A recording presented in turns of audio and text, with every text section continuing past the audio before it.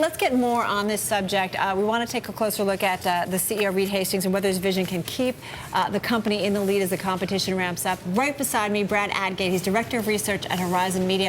He has covered the media giants for more than 30 years and has been named a media industry all-star by Media Week magazine. We think he's an all-star as well. Brad, I mean, when you look at this company, I think Sheila laid it out perfectly in terms of some of the concerns with this company and then the bullish arguments for it. I mean, where are you when it comes to Netflix? Well, you know, I think so far he's had a wonderful track record, but, you know, we're moving in. There's a lot more competition going on. You see all the competition on television for screens. You know, consumers' eyeballs are moving online, and there are players that once they get a business model going, there's going to be a very crowded field there, and a lot of them have content, which Netflix doesn't have. You know, one big knock against tech companies and tech CEOs is that they're so product-focused, they kind of forget about the fact they have to build a company. Yeah. Reed Hastings seems to be of a different ilk. You know, he very famously has this 150-page PowerPoint presentation out there about the Netflix culture, about, you know, how employees come first, about how he wants employees to have more and more freedom. Do you think he's a little bit different in that regard in terms of how he's building the company? Yeah, I think he's very different in a sense. We talked about earlier that he's not very flamboyant, but he really has his pulse on what consumers want. You know, a few years ago, you know, the company spent a ton of money creating this thing called the Netflix player. And then Reed Hastings goes in and says, you know what?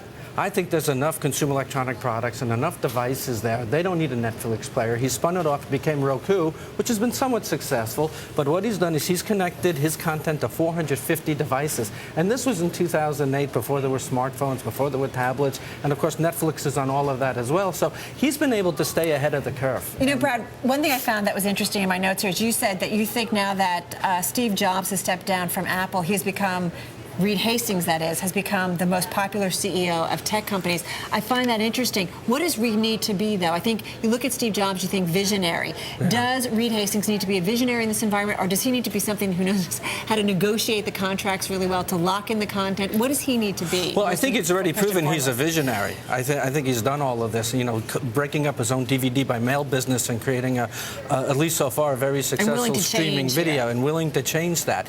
I think going forward, he has to be able to strike content deals.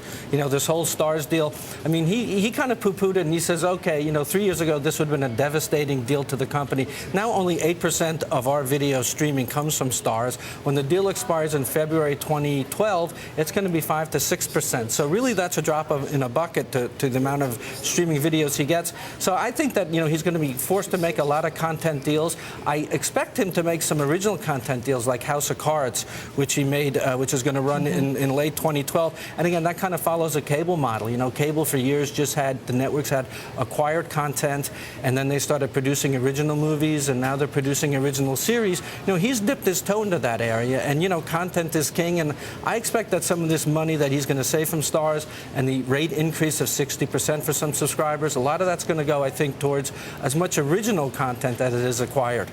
Why does there even have to be, though, Brad, content deals with a company like Netflix and the studios that make the movies? I mean, how long is it going to take before someone just comes out with a platform that each content creator can access itself and go straight to the consumer? I mean, why do you need this middleman like iTunes, like Netflix? I mean, why can't you just, as Stars, use a platform that's already available to consumers and give them your stuff? Oh, I think that's also coming. You know, the cable networks or the cable operators like Comcast and Time Warner, you know, they do have this TV everywhere initiative. I do think that, you know, they are a middleman, and that's why I think they have to sit and create, you know, get original content, because, you know, the most successful apps right now is HBO Go. You know, they have 30 million household subscribers. They've already about 4 million downloads. It's a wonderful app. I think the industry's headed that way, and so, you know, to your point, I agree with that, and I think that that's one of the unsettling things looking forward to Netflix is how they're going to go head-to-head,